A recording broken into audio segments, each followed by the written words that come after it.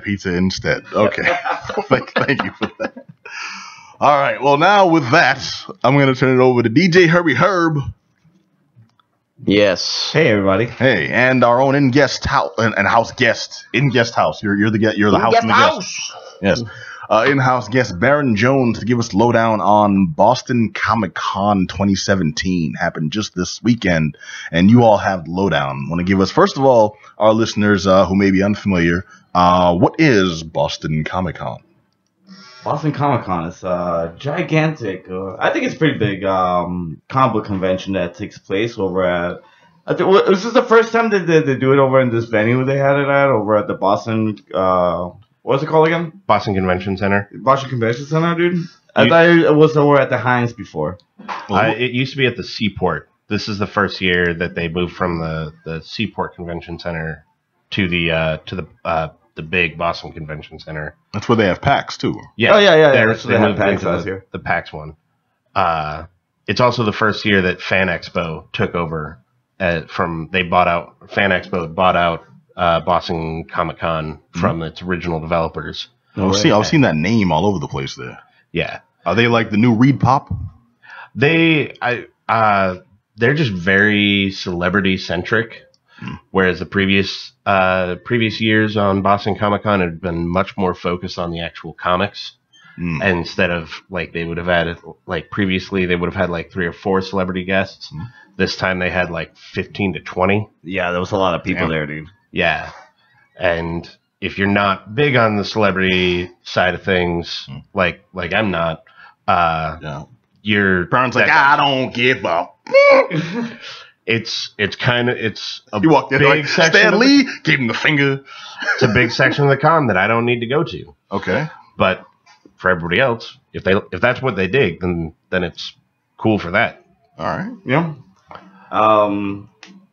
Cool thing is, local celebrity Vermin Supreme was amongst the crowd out there. Oh, okay. So you got to like have a meet and greet.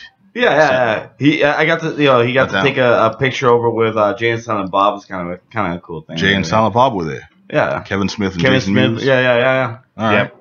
Talk about the celebrity things, Well, were they doing anything interesting, or were they just like there getting high with people? They was just like taking pictures with people, rushing them through, dude. Like you barely get a conversation with those guys. Oh. Yeah, that was pretty much standard for most of them. Though at least on this time, you didn't have to pay to talk to them. You just had to wait in a line. Yeah. In the previous years, if you wanted to talk to them, you had to get a special ticket. And, so you had to pay for that. They did a thing the last time they were in Boston. Well, Adam, do you remember this? It was like $70, maybe more even, just to be like see them, like be in the same room where they were talking. Bob? Yeah, which seems a little ridiculous because they're not that great, right? They're not. I it's think a drug addict and a guy who's made a couple good movies. Well, he's made some good Kevin Smith is not a drug addict, sir. No, Jason Mewes. No, the thing I think is the reason I think they do that is because this is taking advantage of the audience that's more familiar with them. Yeah. You say general audiences if they're out at freaking I don't know, the Country Music Awards and they're like, hey, and special guests Kevin Smith and Jason Mewes, they're like, who? No one's going to pay to see them, but at Comic-Con, everyone there has seen Clerks, has seen Chasing Amy, is very familiar with Stan Lee being in a couple of Kevin Smith's movies. Yeah, but Kevin Smith does work on a lot of comics as well, dude. He wrote for like a lot of stuff, though. Yeah, have you read his stuff? I mean, I read some Daredevil stuff. Yeah. So yeah, that's not a selling point. We don't do that now. Okay, so we're talking about the celebrities now, and Baron doesn't care. Right. Baron thinks his life would be enriched if they'd all die. Baron, did not say that. Baron, did you catch any of the panels? I missed out on a lot of the panels. I didn't get to any of the panels either. Some of them seemed like some pretty cool workshops for like learning how to write or draw comics. Mm-hmm. I spent too much time just wandering around Artist Alley and the. So what was the high point for you in that section? For the Artist Alley, yeah. Artist Alley has always been the reason why I go to Comic-Con. Like I like going to see art, the various artists and all their different takes on all the. So did you see anything this year that stood out more than the rest? So I got there was, I forget the name of the guy, but I got 2 different panel artworks that had the X-Men in them. In a really cool style. Right. This man had Prince, and if I'm not too out of line, that was my favorite thing. Yeah, you want to give us a story on this specific print that you purchased there, sir? So pass it. That one right there. So pretty much, most of my friends in Boston are burlesque performers. So as soon as I saw that, it's not nudity if there are sparkles.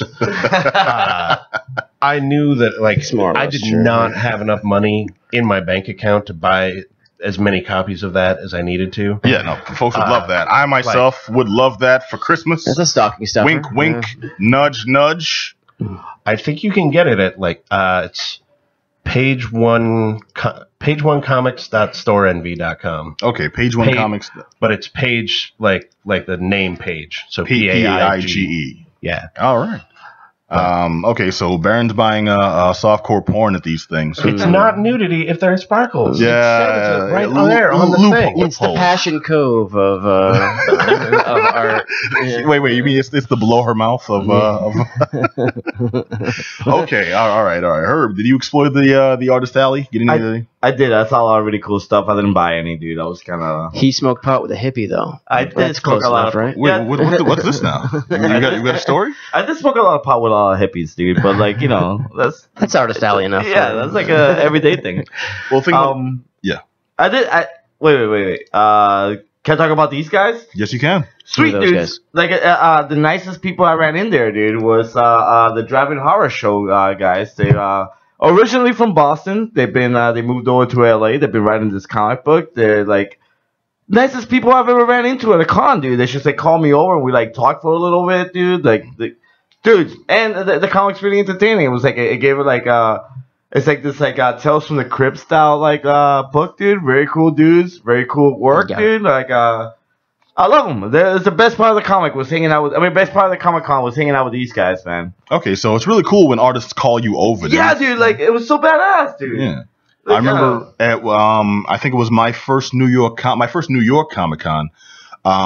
These dudes who first of all, it was an entirely black owned, black operated comic label, which they stuck out like a sore thumb. Everyone else on the floor was your standard, and nothing wrong with it, but your standard suburban cats. They've got a small booth with books. Hey, this is a team of friends. They're in high school and they find powers, or there's a team of friends. They solve mysteries, or this is a loner who has a mission of some such and is driven by this one thing. And this is nah, these cats are a hip hop group. They make music, and through their music, their powers activate, and they use this to, protect the city and try to, fight for justice. I'm like, okay, cool. A little bit of a different twist there. And I was drawn to them because while I'm roaming the floor, and I usually have my earbuds in to kind of drown out the general noise of, the crowd, and I'm hearing some hip hop, and I'm like, hold on, I haven't changed the song yet. What's going on? I pop it out, and you can just hear the bass. So I followed the bass like a beacon. And I found they had this big ass booth, and they had these huge speakers there, and they're blasting music, and they're like, these tunes are unique songs that we've written, performed, composed, and recorded. And we're selling this. This comes with the book. You buy an issue and you get this free disc. And these songs are supposedly the songs that the group in the book is making. And I'm like, yo, this was cool as hell. That's beautiful. That sounds freaking awesome. It was tight, man. It was cool. I met them. They called me over. We talked. They say, hey, you're pressed, man. It's like, yeah, can I talk to you guys? Because first of all, a black-owned comic label is a rare thing these days. Even with pioneers like Dwayne McDuffie, it's still a lesser seen thing in this day and age.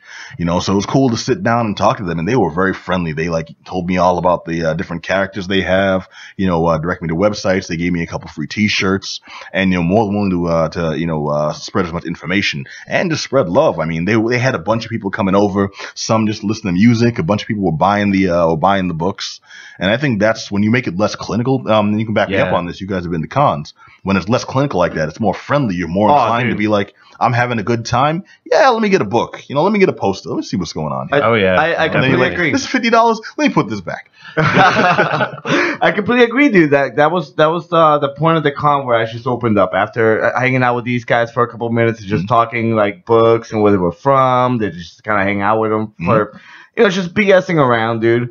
I felt like talking to everybody at that con, dude. And it was something I needed, dude. It opened me up, dude. We actually me and my crew from Social Conditionings, we hung out there way past the 9 o'clock or whatever they were closing, dude. When everybody was just kind of cleaning them out, we just kind of hung out there, dude. It was a good time, dude.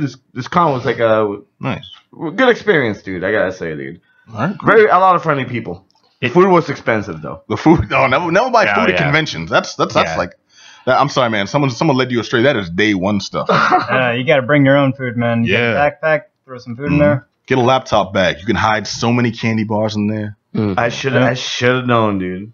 It did make me sad though because you paid $50 for one of those. No, I mean like previous years of Boston Comic Con, it felt way more centered around like the local artists and everything and the new stories, as opposed to now where they upped the booth prices and kicked out and like see that makes me sad, man, because Boston Comic Con it wasn't always the biggest convention. It seemed, even though they did kind of big time us last time and wouldn't we don't approve of your numbers, so we're not going to give you a press pass. Like, are you serious? New York is cool with this.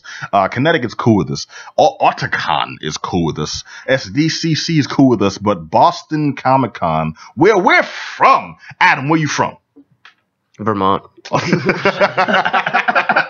right, where most of us are from, wouldn't show us that level of love. So it's like maybe they've been planning to like, get in that headspace of being more like corporate and sterile for a while, and this is just like the ultimate transition. Could be. Well, that's kind of a bummer, man. Despite all that, did you have an okay time? Yeah, I liked it. I saw a guy dressed as Batman. Man, at Comic-Con, woo! I saw many of them, but my favorite cosplay there was a guy dressed as Batman in a wheelchair, and he had a sign that says, "I blame Bane." Judy, nice. That's pretty good. That's beautiful. That is good. I like it. How about you, Herb? I had an amazing time. Very cool, very friendly people.